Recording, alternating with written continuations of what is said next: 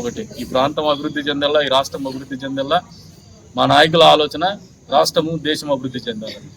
మాకెక్కడ స్వలాభాపేక్ష ఏం లేదు, ఎవరి మీద వ్యక్తిగత కక్షలు కార్పణ్యాలు ఏం లేవు.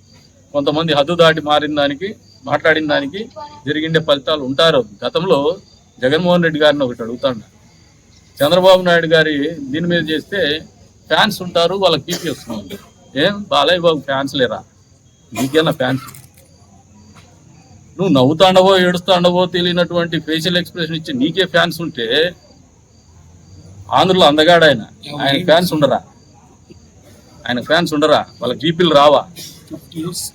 రెండోది, చంద్రబాబు నాయుడు గారు ఓ పర్యటన పోతే ఎవరో రాయి ఇసిరితే సాక్షాత్ మీ డీజీపీ గౌతమ్ సవాంగ్ గారితో మీరు స్టేట్మెంట్ ఇప్పించింది ఆ రోజున వాళ్ళకి ఫ్యాన్స్ ఉంటారని వాళ్ళ కోపం వచ్చింది.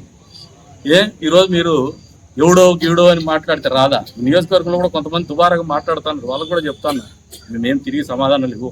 ఎందుకంటే ఒక స్థాయిలో ఉన్నాం, అధికారంలో ఉన్నాం, ఒక హుందాతనంతో రాజకీయాలు చేస్తాను. కానీ మీరు దాన్ని వేరే రకంగా తీసుకుంటే మాత్రం దానికి పే చేయాల్సి ఉంటుంది. It is a message. I wanted to convey the message loud and clear. Police వారికి కూడా చెప్పినాం, మా సహనానికి కూడా ఒక హద్దు ఉంటుంది.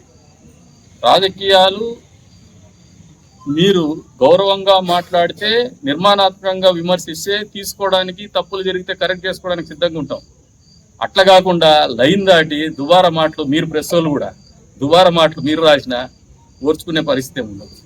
మేము పీస్ఫుల్గా చేస్తాం, అంటే బెదిరించడంలో మిమ్మల్ని. మీరు తప్పుడు రాతలు రాసి అనాగరికమైనటువంటి అవాంఛనీయమైనటువంటి రాతలు రాస్తే మాత్రము మీకు కూడా ఒక ఇల్లు ఉంటుంది, మీకు కూడా ఒక నివాస స్థలం ఉంటుంది, మీకు సమాజంలో గౌరవం ఉంటుంది. దానికి ఎట్లయితే భంగం వాటిల్లితే మీకు ఎంత నొప్పి పడతారో మాకు నొప్పి కలిగినప్పుడు ఏమంటే మేము తప్పు చేయకుండా మీరు నొప్పించే ప్రయత్నం చేస్తే మిమ్మల్ని ఖచ్చితంగా మా ముక్కు ముట్టుకుంటే మీ చెంప చెల్లు అనిపించే కార్యక్రమాలు ఉంటాయి. ఎక్కడ వెనక్కి క్రాస్ అయి మాట్లాడే వాళ్ళకి చాలా చిన్న స్థాయి వ్యక్తులు, ఇంకా చాలా నేర్చుకోవాల్సినటువంటి వ్యక్తులు, ఎదగాల్సినటువంటి వ్యక్తులు, సమాజంలో నాయకులు, రాజకీయ పార్టీలు నిరంతరం ఉండాలి. అట్లని చెప్పేసి అడ్డగోలుగా చిల్లర మాటలు మాట్లాడితే కిక్ వస్తుందేమో, కానీ ఆ కిక్కు మీకు మంచిది కాదు. Intoxication mood is not good for health. Kick అనేది కూడా అంతే చెడ్డది.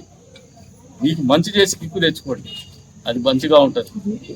అట్లా కాకుండా if you are laughing at somebody's caste, ఎవరో నిందించేసి ఏదంటే అది అడ్డగోలు మాట్లాడేసి మీరు అడ్డగోలు రాజేస్తే పోలీసుకు చెప్తానేమో, ప్రెస్కు కూడా చెప్తాను. పోలీసుకు మొన్నే చెప్పిన, మా సహనానికి ఒక అర్థం ఉంటుంది.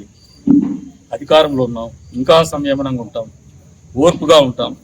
కానీ మా ఓర్పు కానీ సహనం కానీ మీరు పరీక్షలు పెడుతూనే పోతే మాత్రము వేరే పద్ధతిలో పరిస్థితులు చెప్పాల్సిన పరిస్థితులు వస్తే మాత్రం వెనక్కు తగ్గేదేముండదు. చాతకాంతనంగా చూసుకోవద్దు. మేము అన్ని తెలిసిన వాళ్ళం, విఘ్నులం కాబట్టి ఓర్పుగా ఉంటాం. విఘ్నత ఉంది కాబట్టే ఇప్పటికి కూడా బ్యాలెన్స్గా పోతాను. ఖచ్చితంగా వచ్చే రోజుల్లో ఆ సాంప్రదాయాలు పాటించకపోతే తగిన మూల్యం చెల్లించుకోవాల్సి వస్తుంది. తస్మాత్ జాగ్రత్త. అది కూడా లీగల్గానే చెప్తానండి. పోలీసు వారిని కూడా మన చెప్పిన, మీరు ఈ రకంగా ప్రొవోకింగ్ యాక్ట్ లేకపోతే వాళ్ళకి మీరు కౌన్సిలింగ్ ఇవ్వండి. మీరు ఇవ్వలేని పక్షంలో 1-2 సార్లు మిమ్మల్ని అప్పీల్ చేస్తున్నా. Since we are the custodian of law and order. ఎవరైనా తప్పు చేసి మేము హద్దులు మీరినా కూడా మీరే చెప్పాల్సి ఉంటుంది. మీరు మమ్మల్ని వార్న్ చేయాల్సిన, కౌన్సిలింగ్ ఇవ్వడమో తెలియజెప్పడమో జరగాల్సి ఉంటుంది. 1-2 సార్లు చెప్తారు. 2-3 సార్ల తర్వాత ప్రతి మనిషికి కూడా కొన్ని హద్దులు ఉంటాయి. హద్దులు దాటినప్పుడు వేరే వాళ్ళు కూడా హద్దు దాటేటువంటి కార్యక్రమం జరుగుతుందని చెప్పేసి తెలియజెప్తాను. అంతేకాకుండా ఈ రోజున ఈ 18 నెలల కాలం మీరు మాట్లాడాలనుకుంటే అభివృద్ధి మీద మాట్లాడదు, ఈ ప్రభుత్వం చేసిన సంక్షేమం మీద మాట్లాడదు, బహిరంగ వేదికల మీద మాట్లాడదు, పీపీపీ విధానం గురించి కూడా మాట్లాడదు. నిన్నటి రోజున అమిత్ షా గారు 100 సైనిక స్కూళ్ళు ఈ దేశంలో పీపీపీ మోడల్లో అనౌన్స్ చేసినారు. 1 సంతకాలు సేకరణ చేయండి. మరి ఆయన వ్యతిరేకంగా మీకు దమ్ముంటే, మీ జగన్మోహన్ రెడ్డికి దమ్ముంటే మాట్లాడమనండి. అమిత్ షాకి వ్యతిరేకంగా డబ్బులు ఇచ్చి కూడా కొంతమంది తెచ్చుకుంటారు. ఆ జనాలే మీకు పెద్ద విప్లవం అని అనుకుంటే అది మూర్ఖత్వం. మీరు భ్రమల్లో పెట్టడానికి లేదంటే ప్రజల్ని మభ్యపెట్టడానికి ఉపయోగపడుతుందేమో, కానీ వాస్తవాల్లో మీ వెంట ప్రజలు లేరు. ప్రజలు ప్రశాంతంగా ఉన్నారు. ప్రజలు ఈ ప్రభుత్వం పట్ల సంతృప్తితో ఉన్నారు. చంద్రబాబు నాయుడు గారి నాయకత్వంలో ఏర్పడినటువంటి కూటమి ప్రభుత్వం ఈ రాష్ట్రంలో, భారతదేశంలో నరేంద్ర మోడీ గారి ఆధ్వర్యంలో నిర్వహింపబడుతున్నటువంటి ఎన్డీఏ కూటమి ప్రభుత్వం చేస్తున్నటువంటి ప్రజారంజక కార్యక్రమాలకు ప్రజలు పూర్తి స్థాయిలో మద్దతు తెలుపుతున్నారు. బీహార్ ఎలక్షన్స్ దీనికి ఒక ఉదాహరణ. భవిష్యత్తులో ఏ ఎన్నికలు వచ్చినా మళ్ళీ చెప్తాను, బీహార్ ఎలక్షన్ ఫలితాలే తిరగరాయబడతాయి, ఈ రాష్ట్రంలో రాయబడుతూ పోతున్నాయని కూడా తెలియజేస్తుంది. కానీ భిన్నంగా ఉండవు.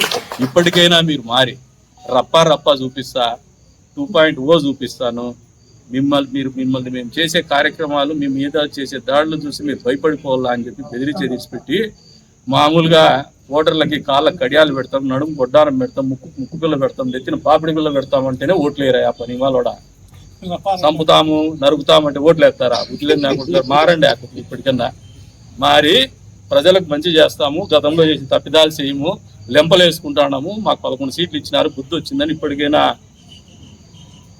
బుద్ధి తెచ్చుకొని వచ్చే రోజుల్లో మీ ఆలోచన కానీ, మీ మాటలు కానీ, మీ చేతలు కానీ ప్రజాస్వామ్యబద్ధంగా ఉండే విధంగా చూసుకోమని చెప్పేసి వాళ్ళకి హితవు పలుకుతాం.